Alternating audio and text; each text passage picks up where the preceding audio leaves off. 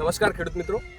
તો આજે 2 દિવસે તાલીમ માટે આપણે નવસારીથી હલોલ ખાતે આપણે જે યુનિવર્સિટી છે organic GNFSU Gujarat natural farming science university ખાતે અમે 2 દિવસે તાલીમ માટે અહીં હાજર રહેલ છે ને અહીંયા આપણે જોયું કે આ મોડલ છે આપણે ખેડૂતનું ફાર્મ ટાઈપ જ છે નાનું કે જેમાં મલ્ટીલેયર ક્રોપિંગ કરેલા છે.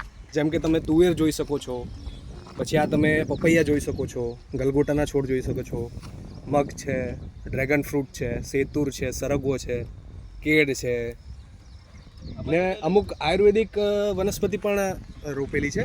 અને આ તરફ જોઈએ તો આ તરફ સૂર્યમુખી છે, એમાં વચ્ચે કોઈક જગ્યાએ તુવેર કરેલી છે, અમુક આગળ મોડ્યુલમાં બીજી વસ્તુ છે, પછી મકાઈ પણ કરેલી છે, મગ બોર્ડર ક્રોપ કરેલા છે બરાબર, અને ગ્રીન લાઈવ આચ્છાદન પણ કરેલું છે.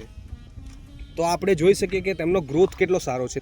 કોઈ પણ રસાયણનો એમણે ઉપયોગ કર્યો નથી.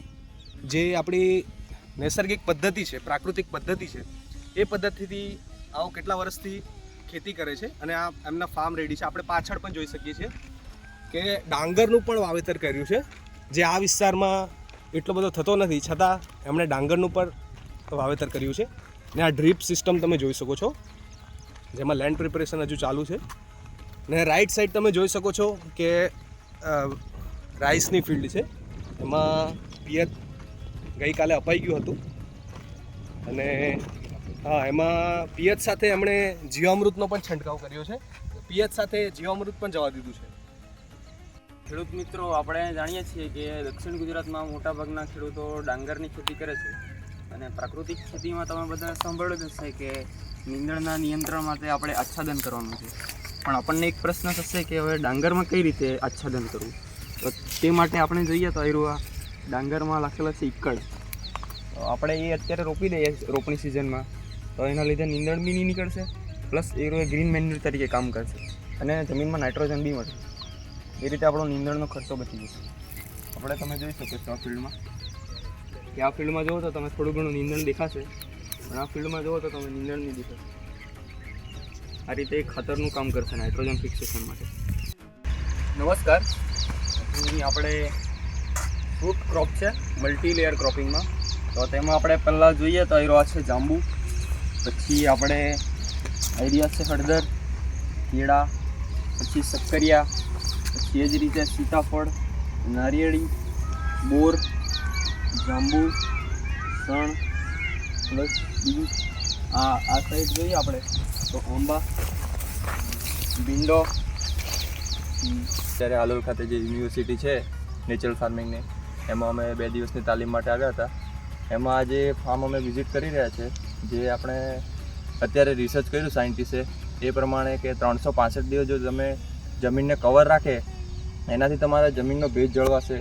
બીજું આપણે કહીએ કે તમને નીંદણનો પ્રોબ્લેમ હોય એ નીંદણ તમારું નહીં ઉગશે.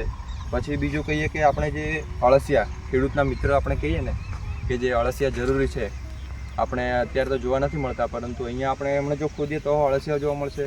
અને આ લોકોએ અહીંયા 365 દિવસ જમીનને કવર રાખવામાં સણ છે, પછી આપણે સૂર્યમુખી કહી શકીએ, પછી આપણે આ જે તલ કહીએ એ છે, પછી આપણે કાકડીઓ છે, એવી રીતના એ લોકોએ અલગ અલગ મલ્ટી આપણે કહીએ એવી રીતના કરેલું છે.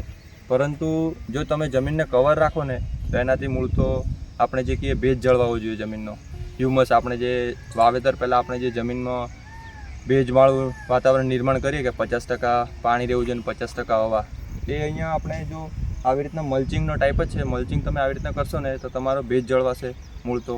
પછી વીડનો પ્રોબ્લેમ તો આપણે લગભગ બધે જ છે, પરંતુ આવી રીતના કરશો તો વીડનો તમારે પ્રોબ્લેમ છે લગભગ એમ મહદઅંશે નાશ થઈ જશે. અને જે આપણે જમીનનો સેન્દ્રિય કાર્બન કહીએ જે ઉડી રહ્યો છે ગરમીના કારણે, એ તમારે એક તો જળવાઈ જશે અને ફળદ્રુપતા તો વધશે જ, અળસિયાની સંખ્યા વધશે. અને જે આપણે સૂકું એમ ખુલ્લું ખેતર પડ્યું રાખીએ એનાથી જમીન આપણે એમ કહીએ કે અંદર જે પેસ્ટ અને ડિઝીઝના જે આપણે પડી રહેલા હોય એગ કહીએ એ પડે, પણ આવી રીતના જો તમે કવર રાખશો તો એનાથી એવું કોઈ પ્રોબ્લેમ નહીં આવે. ને આને ફ્લાવરિંગ સ્ટેજ પહેલાં અંદર આપણે દાટી દઈએ, જે આપણે લીલો પડવાશ કહીએ, એના માટે જ આ લોકોએ કરેલું છે. પછી લોકો દાટી દેશે જમીનમાં, એનાથી અંદર આપણે જે નાઇટ્રોજનનું કહીએ એનું લેવલ વધશે. અને ડાઇંચા આપણે જે સનેમ કહીએ એ બેસ્ટ સોર્સ છે આપણે લીલો પડવાશનો, એના માટે આપણે કરેલું છે. નમસ્તે.